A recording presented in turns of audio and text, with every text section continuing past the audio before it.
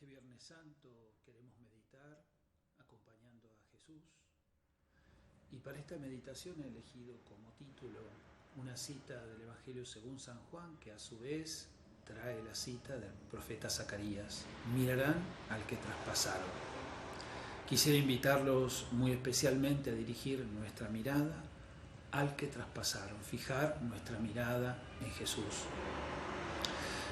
En este primer bloque quisiera centrarme en el tema del amor. Nos amó hasta el extremo.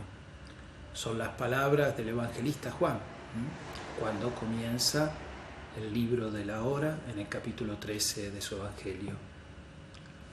La memoria del Viernes Santo es, ante todo, memoria del amor. Si no comenzamos por aquí, no tenemos acceso al misterio del Viernes Santo, el misterio de la pasión y de la muerte del Señor.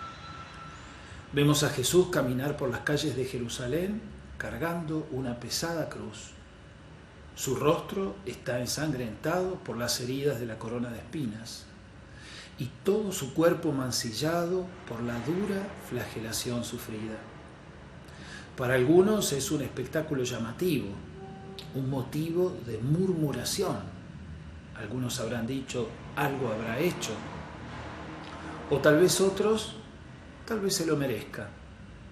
Quizá alguno dijo, no respetó a nuestras autoridades, nuestras tradiciones, que se atenga a las consecuencias. O simplemente la mirada atraída por ese espíritu perverso que muchas veces nos tienta y que es motivo de aglutinamiento humano cuando corre sangre. Pero no es esto lo que recordamos en este día.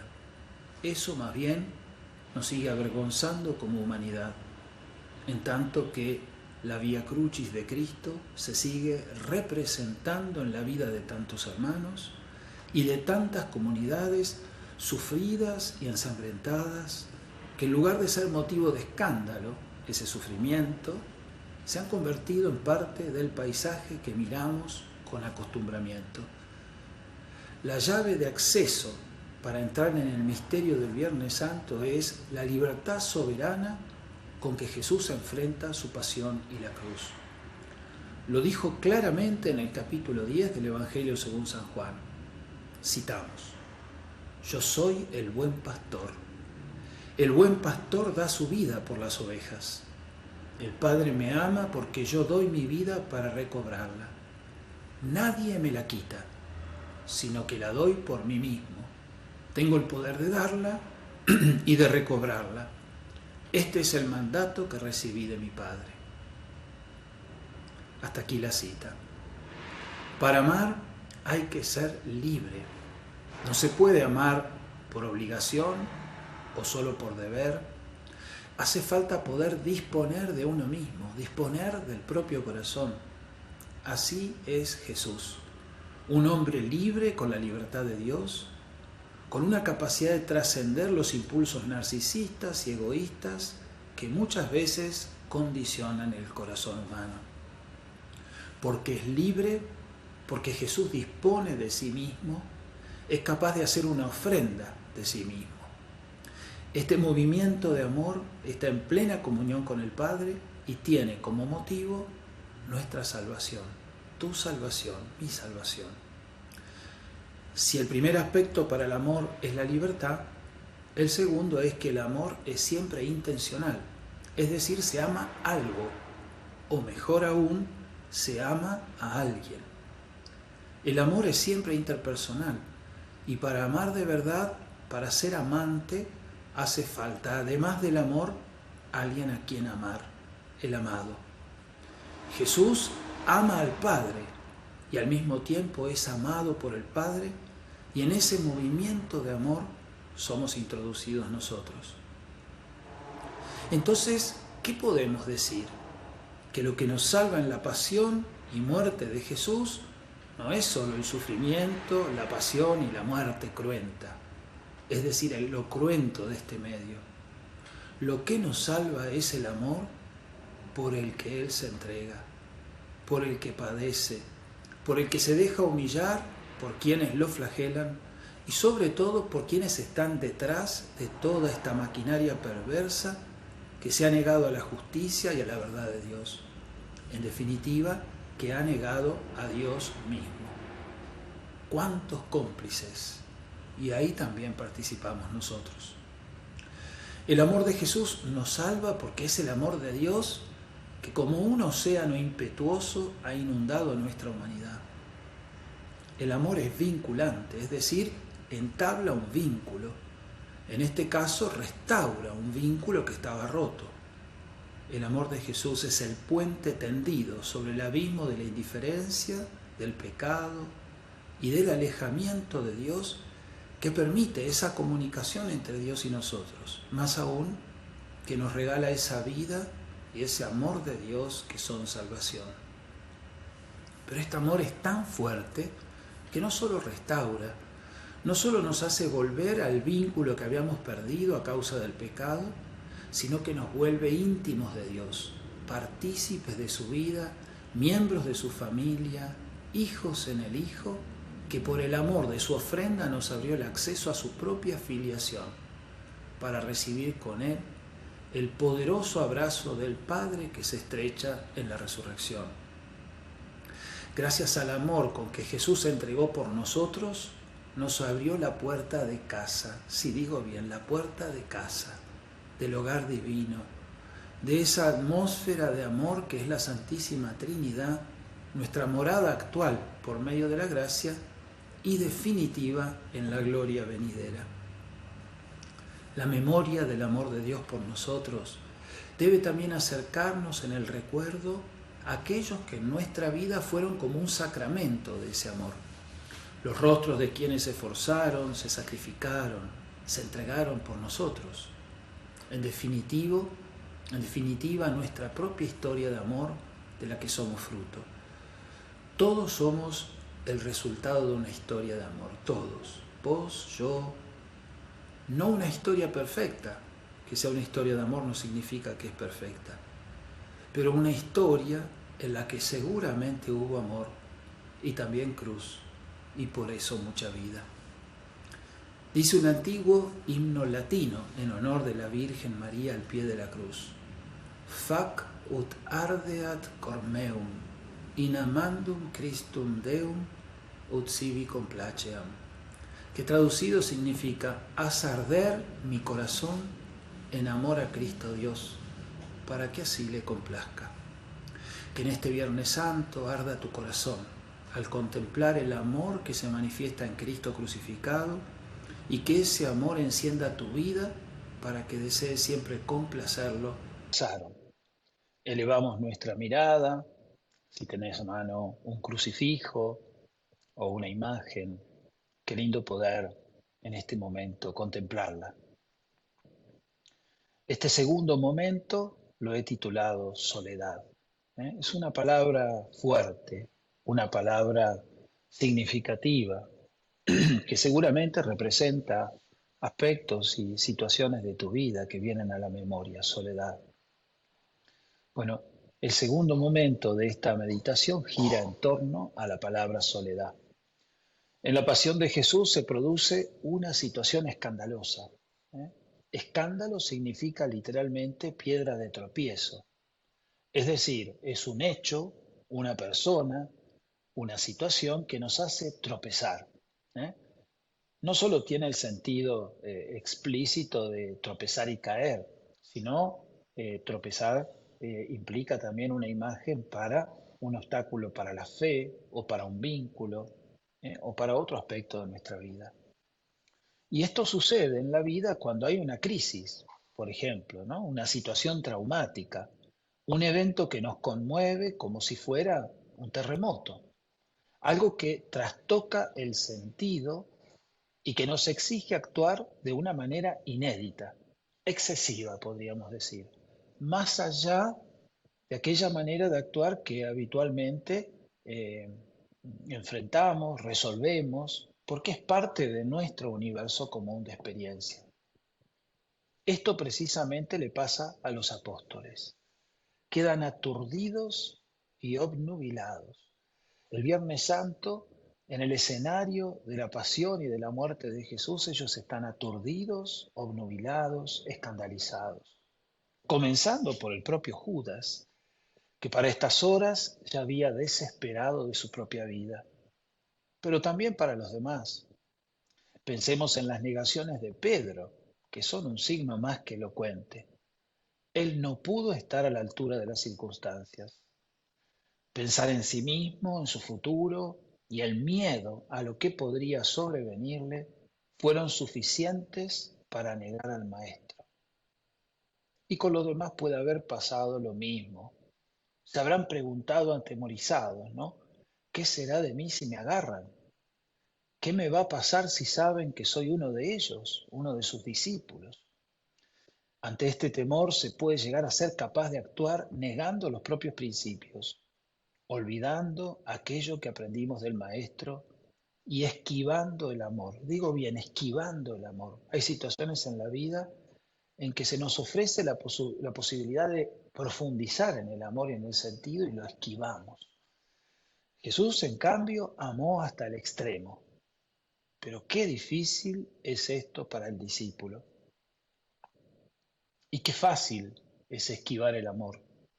Aunque en la fe aprendemos que el amor es la puerta estrecha que conduce a la salvación. La situación de la mayoría de los discípulos es entonces de una profunda soledad y desconcierto. Y esto se entiende si volvemos sobre lo que dijimos respecto del amor. El amor vincula, el amor une, el amor enlaza, ese espacio de comunión. Es lo que gustaban y disfrutaban cada día con el Maestro. Eso es lo que vivían los discípulos, cada día con Jesús. Esquivar el amor, en cambio, significa la desvinculación, la oscuridad, la soledad, el aislamiento. Qué distante quedó en la memoria el recuerdo de aquel día gozoso de la multiplicación de los panes, de las jornadas compartidas en el lago, de las charlas sobre el pasto y las comidas entre amigos nutridas por las anécdotas de la misión. El efecto del pecado en la historia de la humanidad y en la historia personal es siempre el mismo. Desune, enfrenta, divide, enfría el corazón, oscurece el alma y deja en soledad.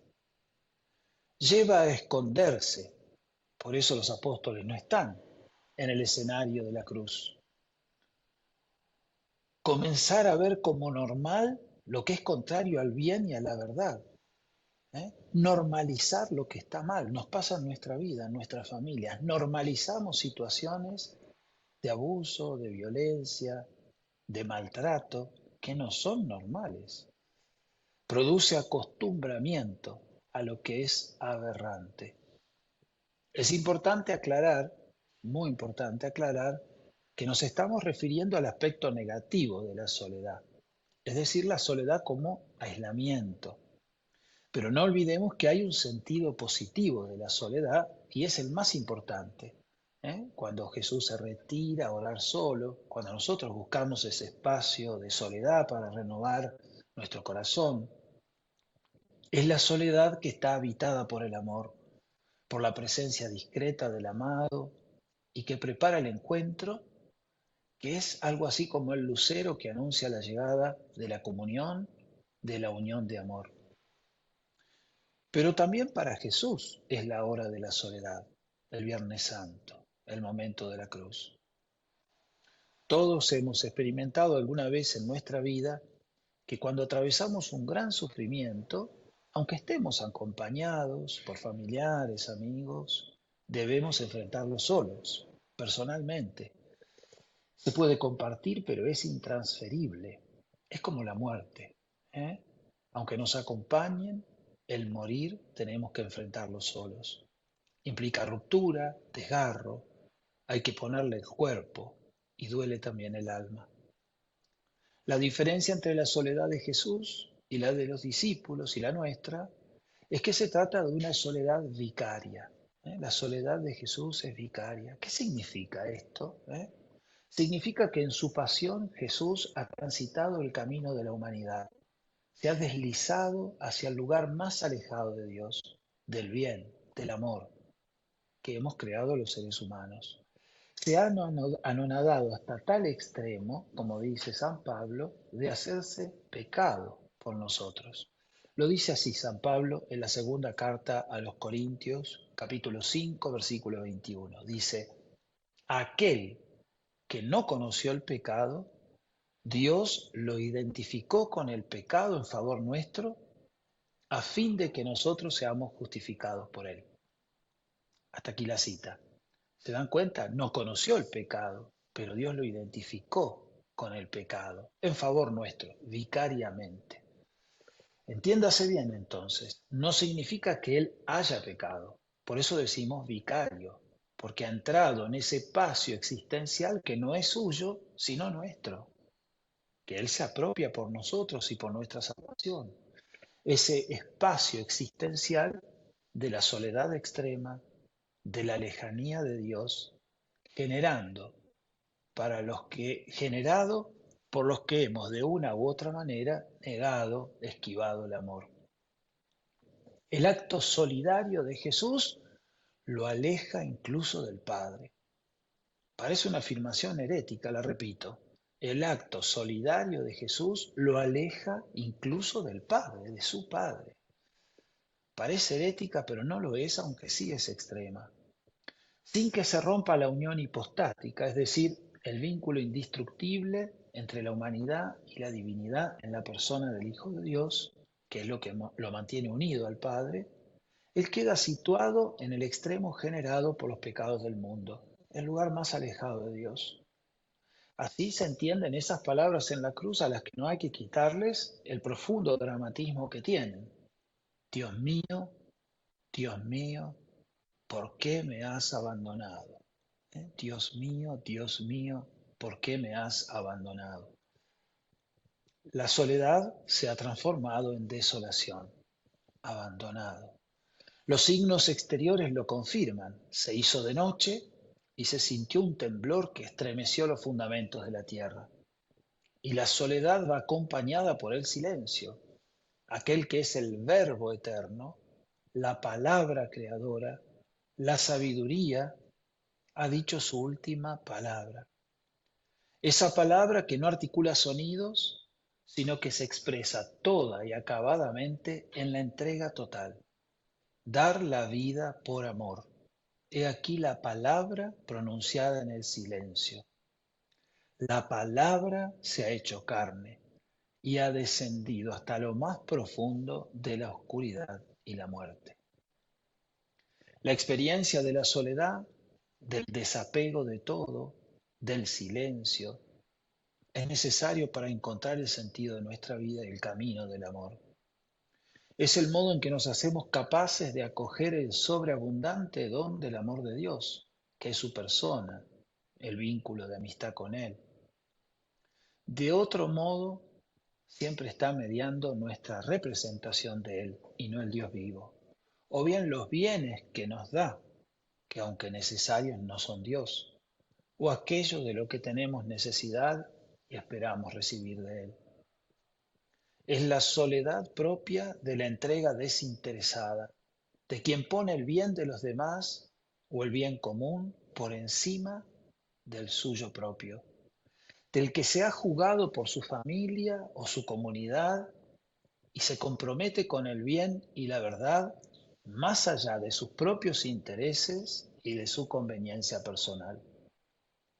La soledad de Jesús es vicaria y solidaria con nosotros. Es la noche que prepara el gran día del abrazo del Padre, el gran día de la salvación de la humanidad. Es la aurora de la nueva creación fundada sobre la palabra que recrea y en la nueva alianza que implica el desencadenarse del poder de Dios en el universo por acción de la sangre de Cristo. La soledad con amor, como entrega y ofrenda, tarde o temprano se vuelve consuelo y esperanza. Es lo que anima en el gran dolor a quienes acompañaban a Jesús en la cruz aquella tarde. Ellos con María, asomados al abismo del dolor, se mantenían firmes en la esperanza de la promesa del amor victorioso, la esperanza de la promesa del amor victorioso, del Dios del consuelo, del Dios fiel. También nosotros experimentamos muchas veces en nuestra vida la soledad. Tal vez hemos tenido muchos Viernes Santos personales, muchas veces debido a nuestros propios pecados, otras veces a causa de los pecados y las injusticias ajenas.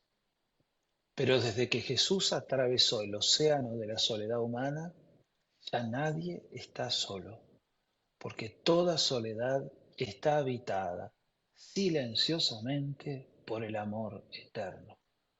Allí, en la oscuridad, no podemos ver, pero podemos intuir por medio de la fe la presencia del amado que nos sostiene en la esperanza del encuentro, del consuelo y de la salvación.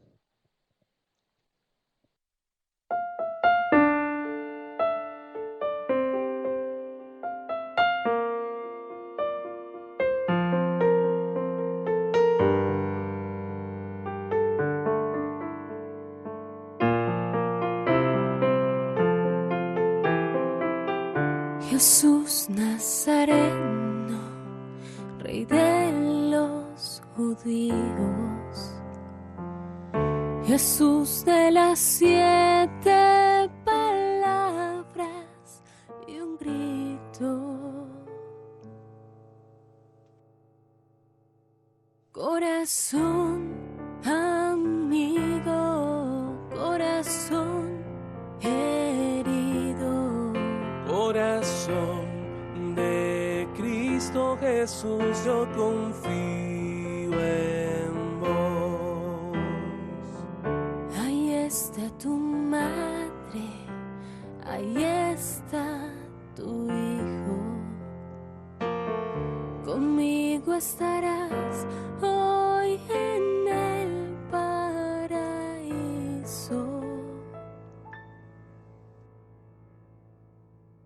Corazón amigo, corazón herido, Corazón de Cristo Jesús, yo confío en vos.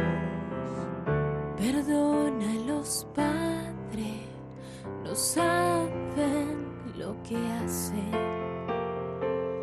Dios mío, ¿por qué me abandonaste?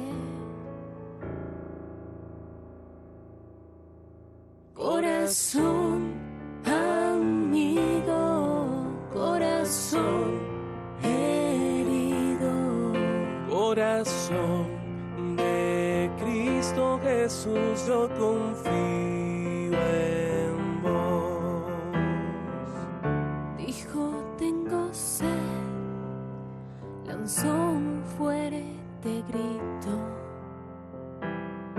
En tus manos, Padre, yo pongo mi espíritu.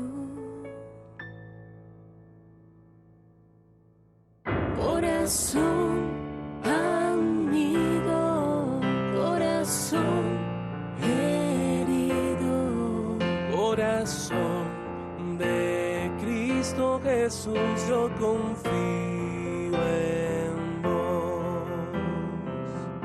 todo está cumplido y entrega su aliento.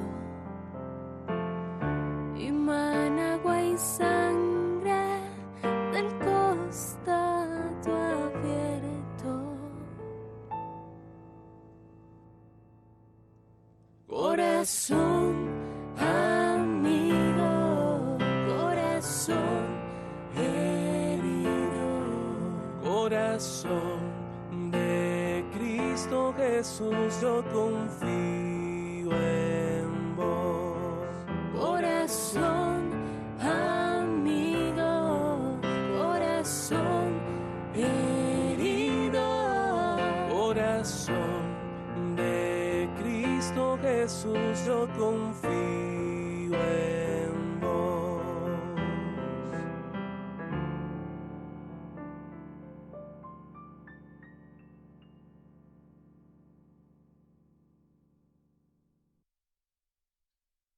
Queridos hermanos, seguimos en este Viernes Santo contemplando el misterio del traspasado.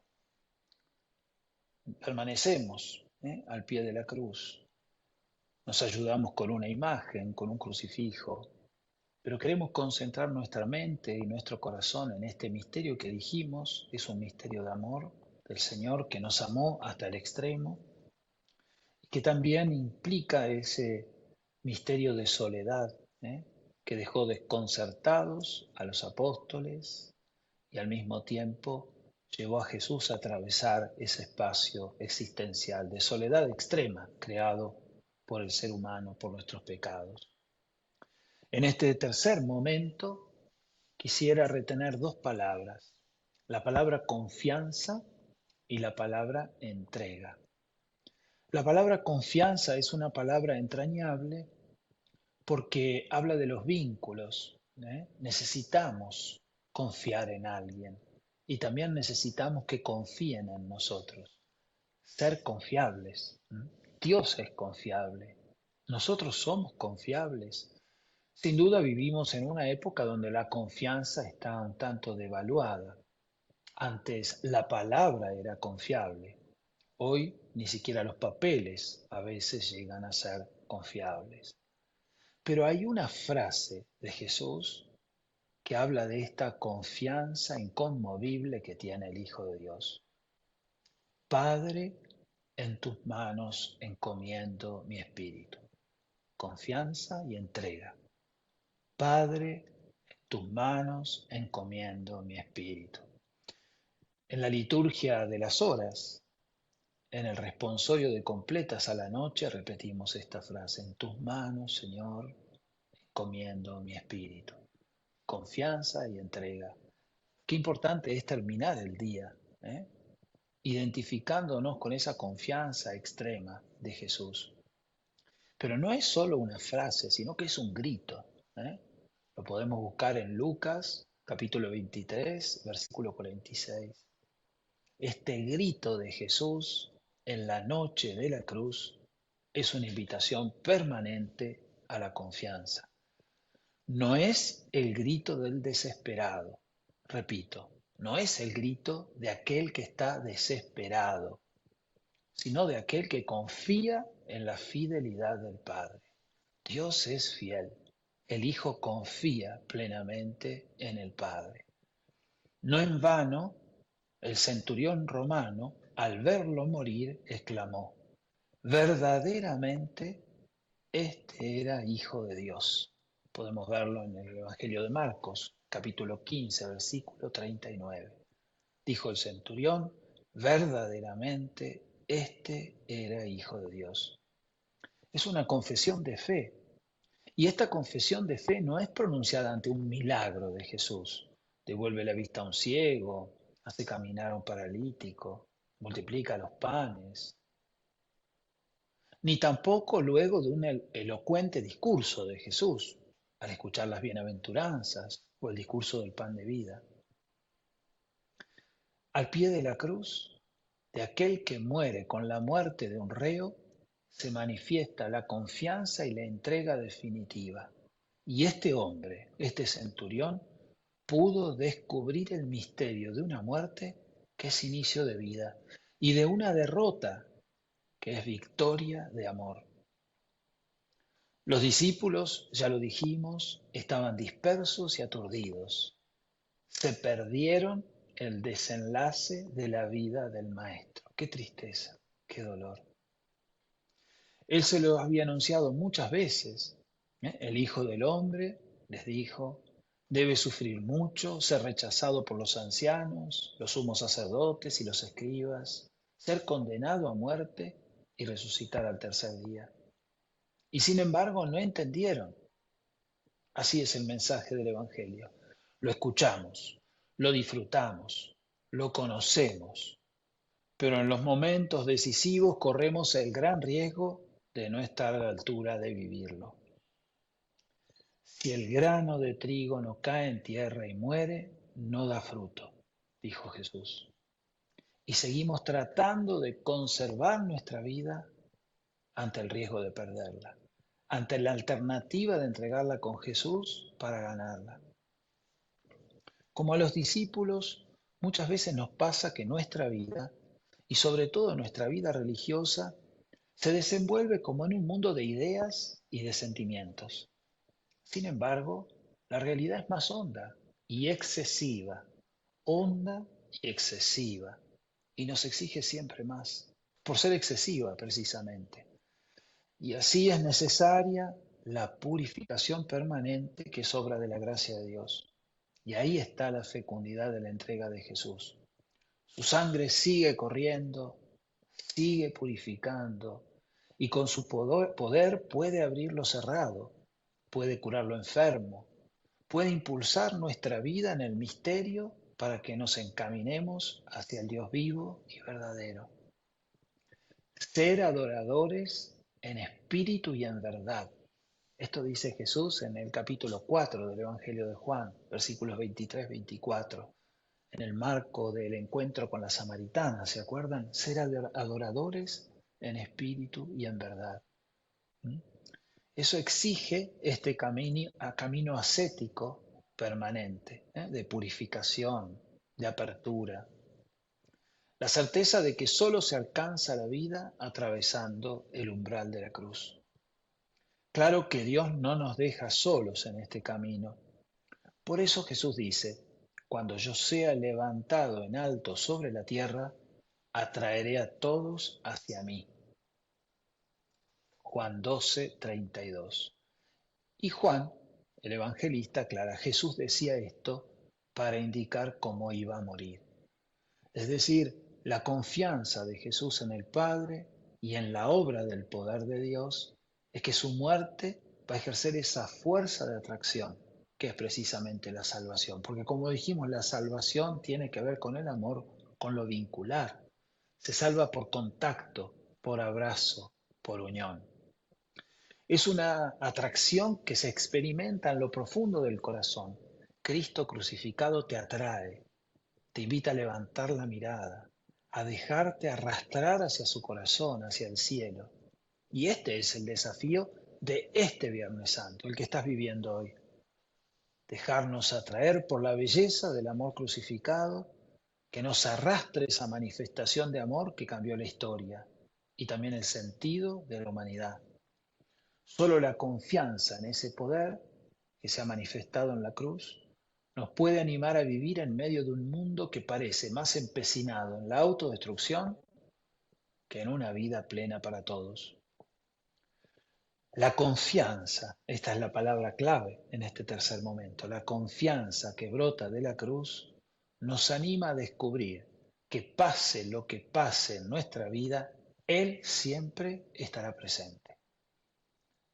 La confianza que brota de la cruz se fundamenta en que cada una de las cruces de la humanidad y nuestras cruces personales, allí en nuestras cruces, Él está siempre con nosotros. La cruz es nuestra confianza, porque en ella Dios ha dado la respuesta al dolor y a la miseria humana. Muchas veces nos dicen, bueno, vos creéis en Dios y Dios es amor y Dios es tan buena, ¿y qué hace ante tu sufrimiento y el sufrimiento de los demás y el sufrimiento de la humanidad? Dios no responde con una respuesta cargada de conceptos y razonamientos. Su respuesta al dolor humano es un acto supremo, único y duradero, históricamente situado en el Gólgota, fecundamente representado en cada Eucaristía, en el sacrificio de la Eucaristía, en el misterio de la cruz. Dios responde uniéndose a vos, a mí, a nosotros, en todo sufrimiento, en toda búsqueda, en todo dolor. Su respuesta obviamente no nos exime del misterio, pero nos asegura su presencia, nos asegura su compasión y nos dice que Él se ha apropiado personalmente de nuestro dolor, que Él ha asumido personalmente nuestro dolor para siempre. Este Viernes Santo estamos con Él en la cruz y Él permanece junto a vos, junto a nosotros, en nuestra propia cruz de Cristo crucificado, entregado por nosotros. Hemos titulado este momento de meditación, Mirarán al que traspasaron.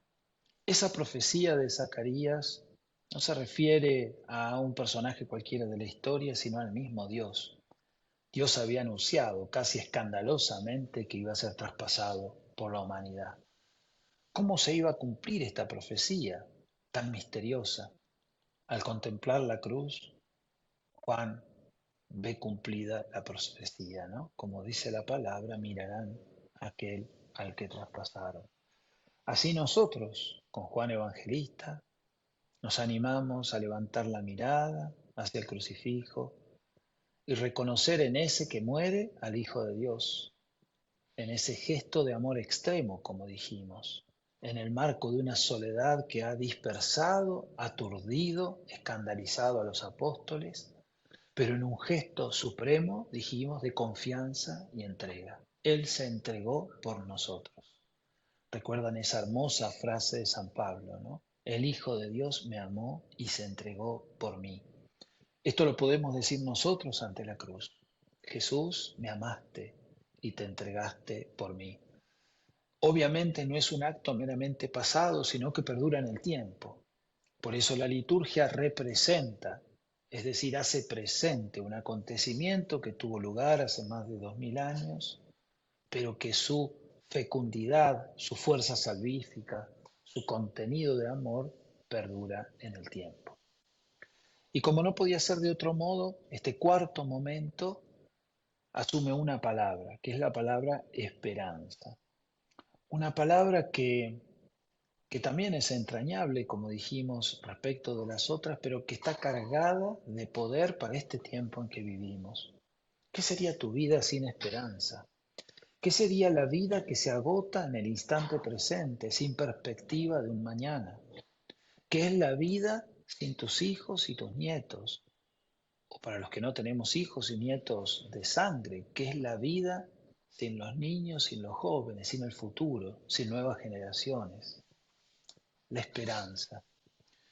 Jesús busca que comprendamos que casi siempre percibimos la realidad pero como en apariencia, pero no llegamos a captar su verdad más honda. Vamos a recordar unas palabras de Jesús que tal vez no te suenen muy conocidas y están en el marco del capítulo 4 del Evangelio de Juan en el encuentro de Jesús con la samaritana. Y dice así, cito, ustedes dicen que aún faltan 4 meses para la cosecha, pero yo les digo, levanten los ojos y miren los campos, ya están madurando para la siega. Y el segador recibe su salario y recoge el grano para la vida eterna. Así el que sembra y el que cosecha comparten una misma alegría, porque en esto se cumple el proverbio.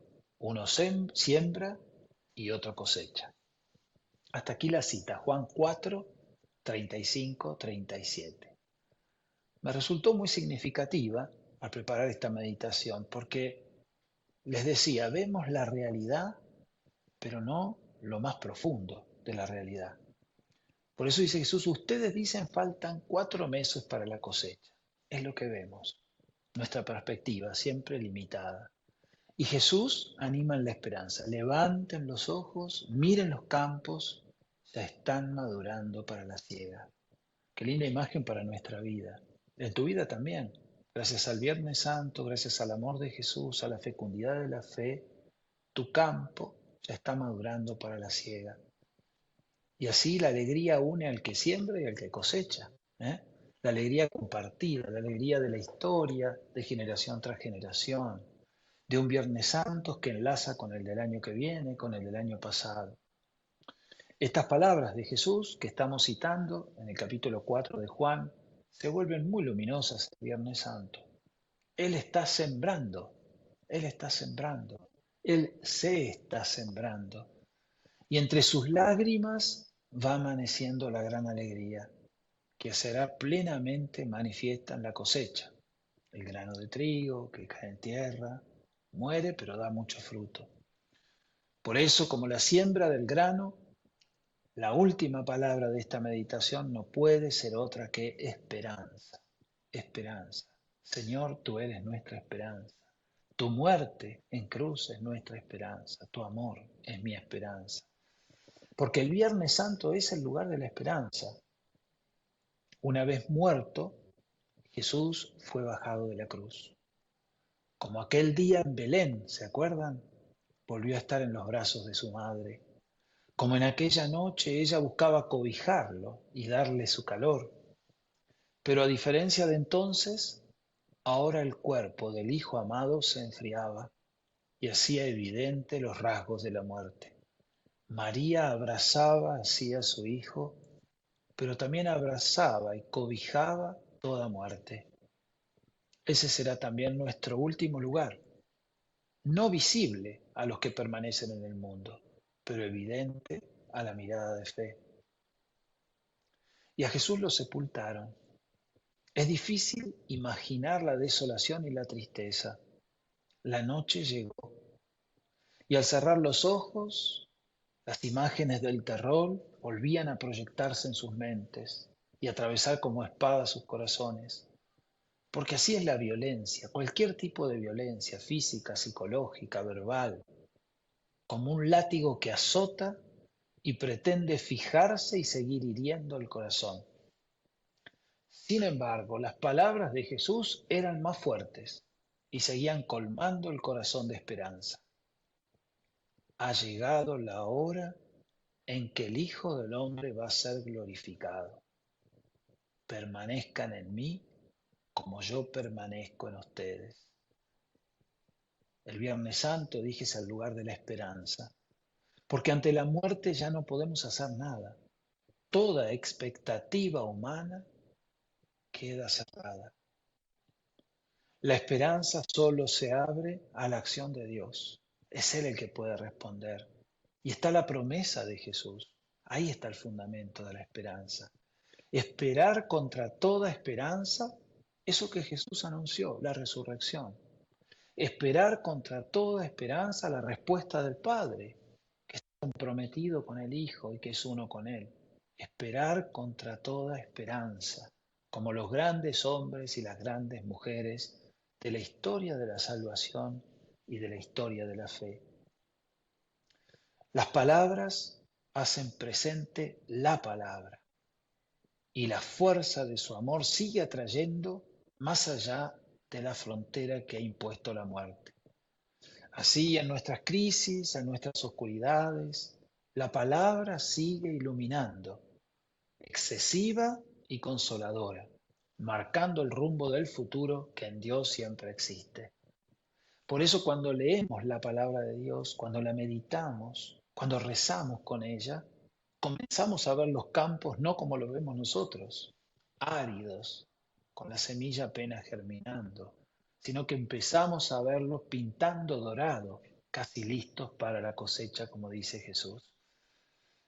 Y repito, la esperanza no es la expectativa humana. En la muerte de Jesús no hay expectativa humana posible. No tenemos el poder humano de devolver la vida a un muerto.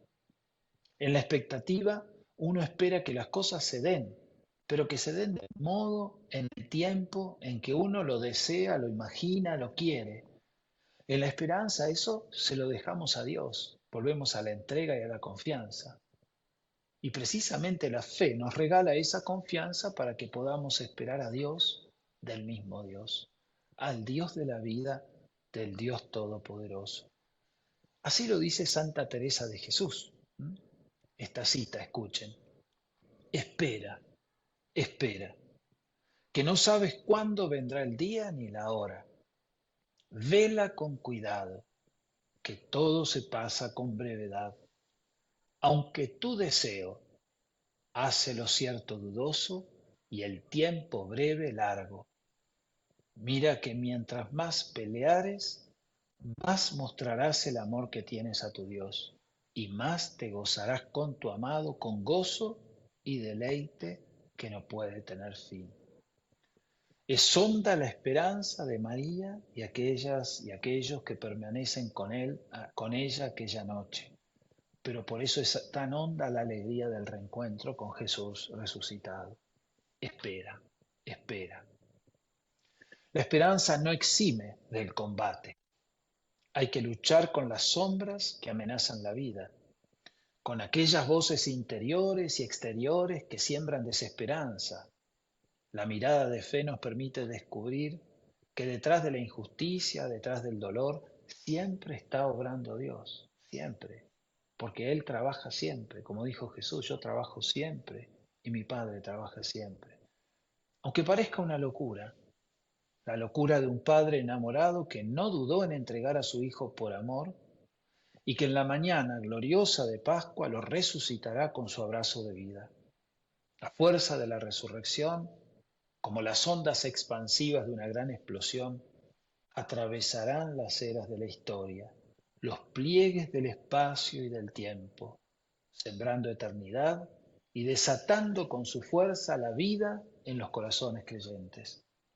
Que tus lágrimas en este Viernes Santo no sean las de la derrota y la frustración, que sean las lágrimas de la esperanza de quien se ha dejado conmover por el amor, de quien experimenta la fuerza que arranca en nuestros corazones este amor inconmensurable de Jesús. Que esa fuerza nos lance hacia el futuro, hacia el horizonte pascual en espera del Espíritu Santo, con cuya unción podremos asumir la misión que Él nos confía.